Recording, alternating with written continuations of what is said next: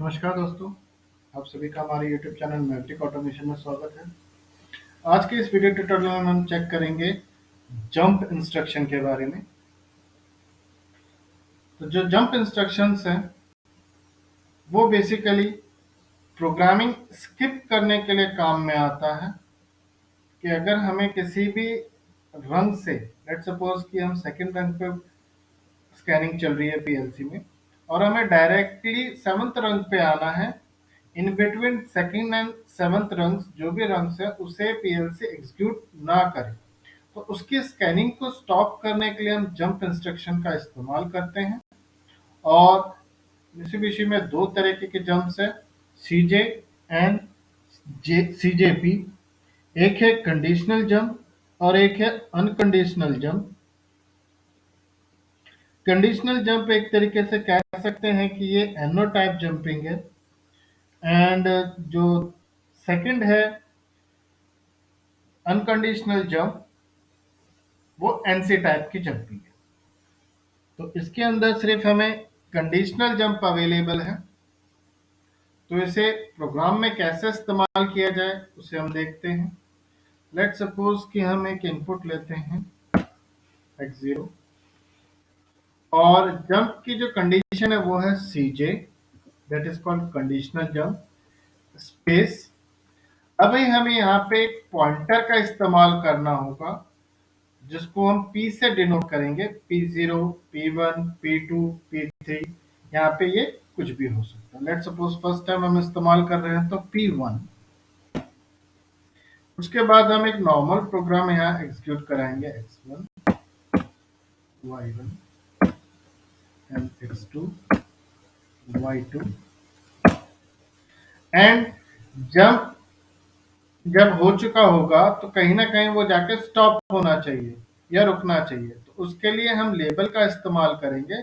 यहाँ पे Mitsubishi PLC में जो लेबल्स है वो हम इस लाइन के लेफ्ट हैंड साइड में हम लगाते हैं। तो यहाँ पे हम क्लिक करेंगे और क्लिक करने के बाद डबल क्लिक करेंगे और जो पॉइंटर हमने यहाँ दिया हुआ है P1 उसी को हम यहाँ पे मेंशन करेंगे। उसके बाद एक इनपुट x3 और y3 फाइल करते हैं online, write to PLC, execute,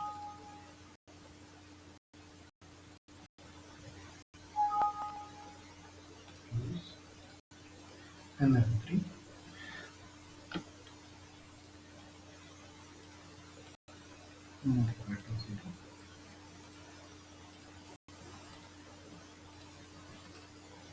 normal condition में जब हमारा जंप एक्टिवेटेड नहीं है तब हम पीएलसी जो जंप एंड लेबल के बीच में जो हमने प्रोग्रामिंग की है उसे नॉर्मल तरीके से एग्जीक्यूट करेगी। ऑन पे आउटपुट ऑपरेट होगा, x2 को ऑन करेंगे तो आउटपुट ऑपरेट होगा, नॉर्मल कंडीशन। लेकिन जैसे ही हम जंप एक्टिव करते हैं तो अब डायरेक्टली जो प्रोग्राम स्कैनिंग है वो फर्स्ट लाइन से लैडर नंबर 0 से कन्वर्ट होके रंग नंबर 8, दैट इज फर्स्ट रंग, इसको स्किप करेगा डायरेक्टली। हमें यहाँ से स्कैनिंग मिलनी स्टार्ट हो।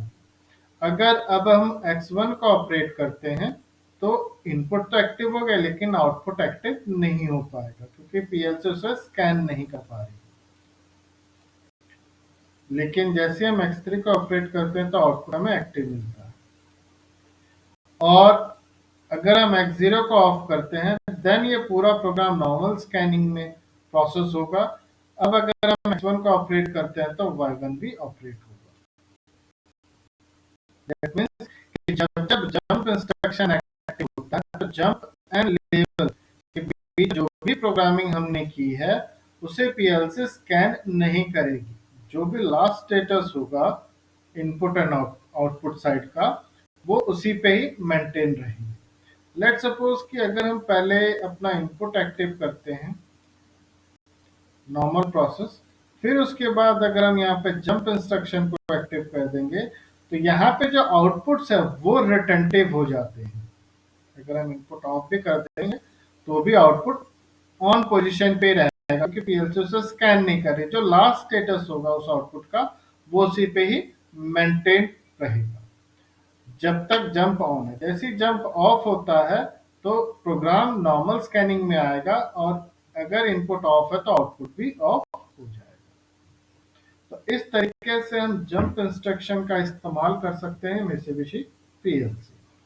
आई होप कि आपको अंडरस्टैंड हुआ होगा कि किस तरीके से हम जंप फंक्शन का इस्तेमाल कर सकते हैं मित्सुबिशी पीएलसी।